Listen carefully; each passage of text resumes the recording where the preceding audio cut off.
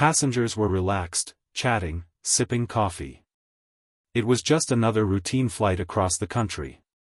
Laughter echoed through the cabin, flight attendants rolled carts down the aisle, and 8-year-old Lily sat by the window, completely absorbed in her sketchbook, coloring fluffy clouds with bright crayons. Her innocent drawings mirrored the peaceful sky outside, until everything changed. Without warning, the aircraft jolted violently. Trays flew, drinks spilled, and passengers screamed. Oxygen masks dropped from the ceiling as the plane pitched downward. Chaos erupted. Alarms screamed through the cabin, piercing the panic. The overhead lights flickered, and a sharp, crackling voice came over the intercom. It was the pilot, but his voice was broken, full of fear. We've lost control," he stammered. That was all he said.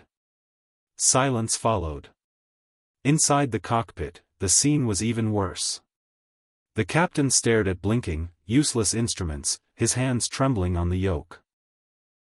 Warnings flooded the panels. He looked lost, defeated. "This can't be happening," he whispered. The co-pilot called out checklists, but the captain didn't respond. It was as if the life had drained out of him. He let go of the controls and slumped back, paralyzed by fear. Back in the cabin, the plane continued to dive. People clung to each other. A woman screamed for her children. A man shouted prayers. But through the noise, Lily remained seated, her eyes wide, her drawing still on her lap. She looked around, confused, but not panicked. She didn't understand the technical failure, or the mechanical crisis. But what she did understand was people. She could feel the fear.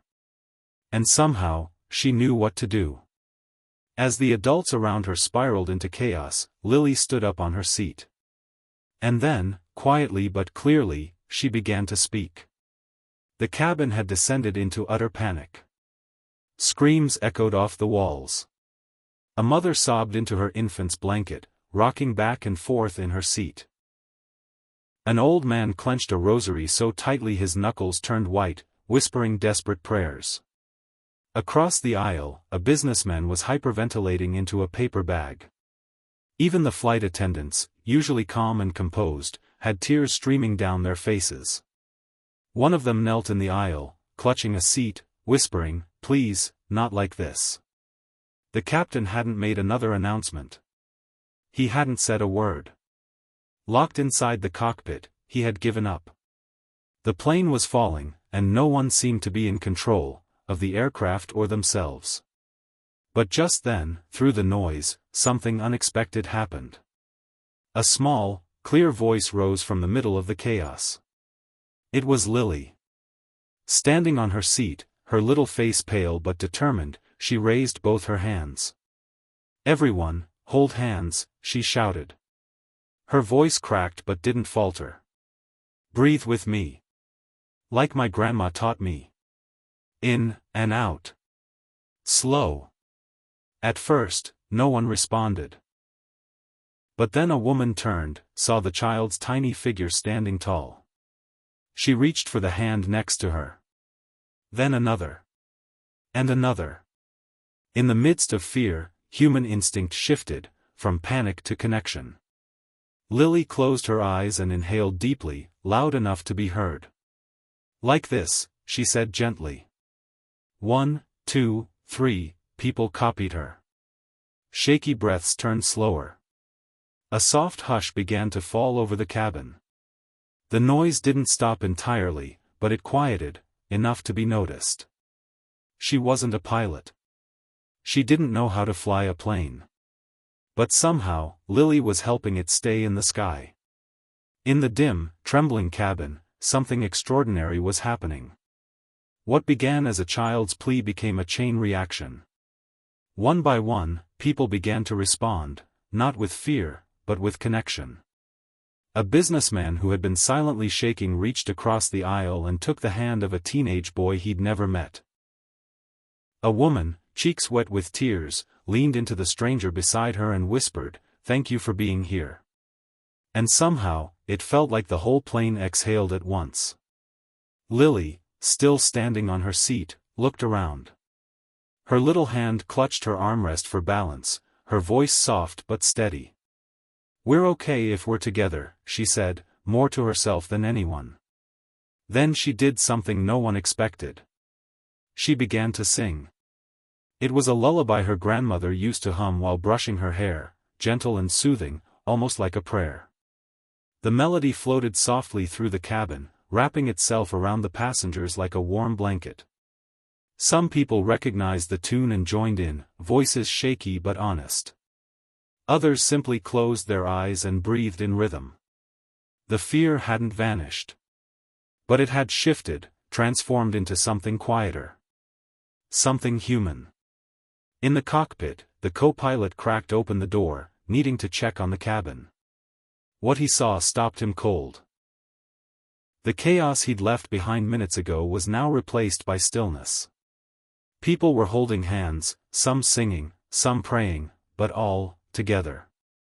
And at the heart of it all, was a little girl with crayon on her fingers and a song in her heart. For the first time since the emergency began, the co-pilot felt something stir deep inside, not control, not certainty, but hope.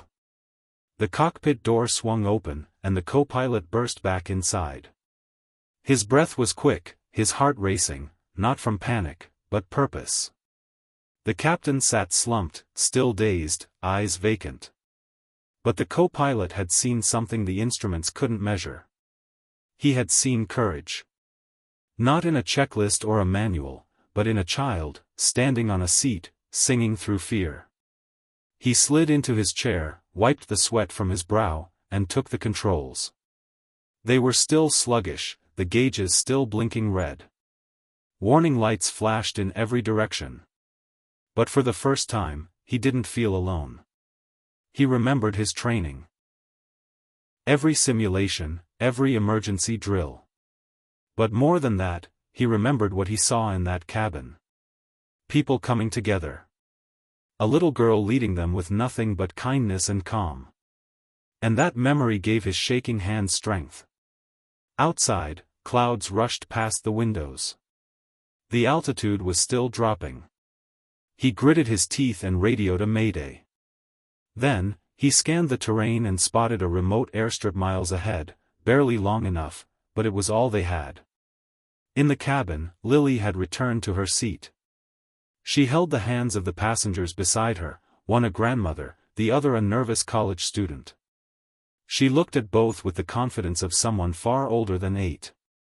"It's going to be okay," she whispered. Not because she knew how it would end, but because she believed it could. Back in the cockpit, the co-pilot steadied the descent, eyes locked on the runway ahead. The instruments were broken. But his heart, and the hearts of everyone behind him, were not. The tires screeched against the makeshift runway, sparks flying as the plane slammed down hard. The cabin jolted, bags fell, passengers braced, metal groaned, but the aircraft stayed upright. Slowed. Stopped. For a moment, there was only silence. Then, the emergency doors burst open. Fire trucks raced across the tarmac, surrounding the smoking fuselage. One by one, passengers descended the inflatable slides, staggering, sobbing, hugging. Alive. The co-pilot emerged next, face pale and streaked with tears. He turned and helped others down, still dazed by what had just happened. Behind him, the captain finally stepped off, his hands trembling as they touched solid ground. He looked around at the crowd, paramedics, passengers, crew, and then spotted her. Lily. Standing barefoot in the grass, crayon-stained sketchbook still clutched in her arms, eyes wide but calm. The pilot dropped to one knee in front of her, voice cracking. "You saved them," he said softly. "Not me." Lily blinked, confused. "But I don't know how to fly a plane," she whispered. He smiled, tears in his eyes. "You didn't need to." Around them, people who had once been strangers now held each other like family. The fear they'd faced had faded into something brighter, something human. That day, it wasn't training or technology that saved lives. It wasn't a perfect landing or a flawless system. It was a little girl's voice. Her kindness. Her calm. Her belief that even in the sky, humanity can still fly. In a world often driven by fear, chaos, and uncertainty, this story reminds us of something timeless, that even in our darkest moments, hope can come from the most unexpected places. It wasn't strength or expertise that turned panic into peace on that flight. It wasn't a machine or a manual that held people together. It was the quiet courage of a child. Lily didn't understand aerodynamics or emergency protocol, but she understood something far more powerful: compassion. Her voice became the anchor for hundreds of frightened souls. Her calm became their courage. And in choosing to lead with kindness, she reignited the will of a pilot, the strength of a co-pilot, and the unity of strangers. This isn't just a story about a plane in crisis, it's a story about what we're all capable of when we pause, connect, and choose empathy over fear. Because sometimes, saving a life doesn't require wings. Sometimes, all it takes is a little girl who believes we can still fly.